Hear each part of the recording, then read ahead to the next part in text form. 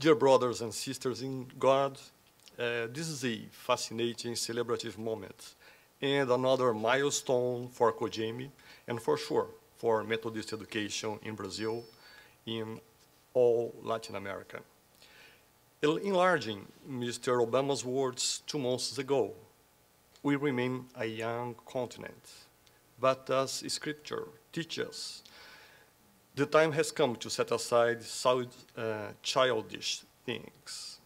The time has come to reaffirm our enduring spirit, to choose our better history, to carry forward that precious gift, that noble idea, pass it on from generation to generation, to God-given promise that all are equal, all are free, and all deserve a chance to pursue their full measurement of happiness.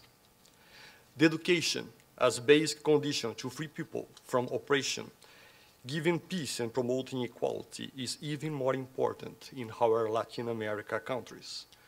We are very excited to step ahead and drive this project actively, participating in the creation of an environment where students and people will be able to fan into flame the gift of God, which is in each person, as written in 2 Timothy 1:6. GBHEM has been involved in giving a critical contribution, sometimes driving or in other moments sharing the key international initiatives at worldwide level, such as the creation of GBHEM School in Singapore in 1991, and promoting international conferences of Methodist education. The first one happened in Rio de Janeiro back in 1996 about education for world citizenship. Our focus has been since the creation of ALIME in Santiago in 1997 to give support and enhance the Methodist leadership team across Latin American and other African Portuguese-speaking countries, from where many students come to UNIMEP and UMESP in São Paulo State or other Brazilian Methodist school for graduation and master degrees. Both Bolivia and Peru have received technical assistance for project or team preparation. All over the world, exchange of teachers and students are regular activities as a way to develop leaders with ethics and quality to promote more blended experiences. We have a tremendous challenge in front of us, in particular at this time of crisis. We must shift to a cycle of success, and in order to make, we as church leaders must restore people's confidence in the system, the organization, in the group, in the society, and in themselves. As affirmed in 2002 by BBC in the Valuing People program, we can let 1,000 of ideas blossom, let 1,000 of talents emerge, lessons to be learned, voices to be heard, and eyes to be open.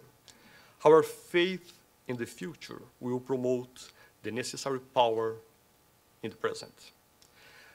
As a philosopher, Teilhard de Chardin said, we are not human beings having a spiritual experience. We are spiritual beings having a human experience.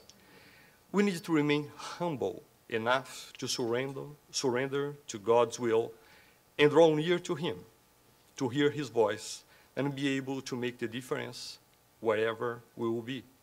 And we will work hard with all our forces and understanding to be light and salt each day or circumstance.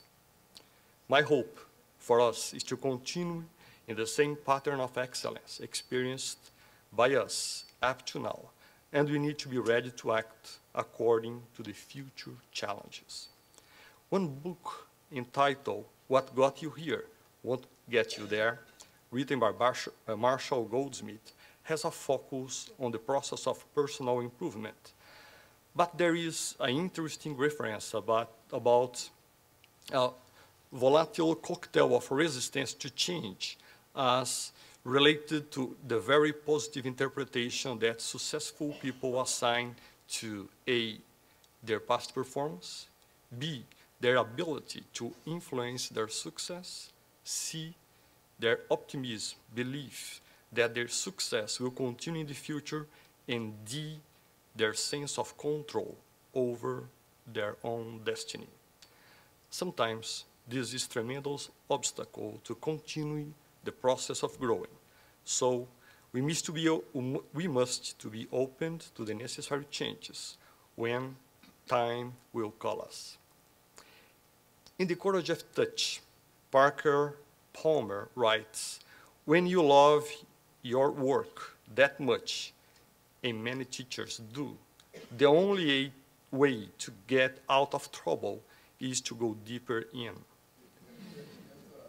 We must enter, not evade, the tangles of teaching so we can understand them better and negotiate them with more grace, not only to guard on our own spirit, but also to serve our students well." Those tangles have three important sources. First, the subjects we teach are large and complex as life. So our knowledge about them is always flawed and partial.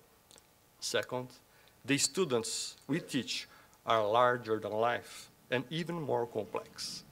To see clear and see them whole and respond to them wisely in the moment requires a fusion of Freud and Solomon that few of us achieve. Third, teaching, like any truly human activity, emerges from one's inwardness, for better or worse. As I teach, I project the condition of my soul onto my students, my subject, and our way of being together. How then can they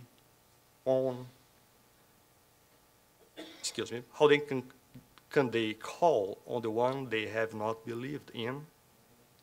How can they believe in one of whom they have not heard? How can they hear without someone preaching to them? As Paul wrote in Romans 10:14. My aspiration is that our effort in both sides, Global Board of Higher Education Ministry and GBHEM, of this partnership agreement increase institutional effectiveness in all the necessary areas wherever we will have opportunity to be the difference for the benefit of all and every Latin America country, for the design, implementation, and administration of a solid system network of Methodist education. We will remain committed until the end. This partnership will be a very important element to stand behind the Methodist Global Education Fund for Leadership Development, have a positive impact in Latin America, in other African countries with Portuguese speakers.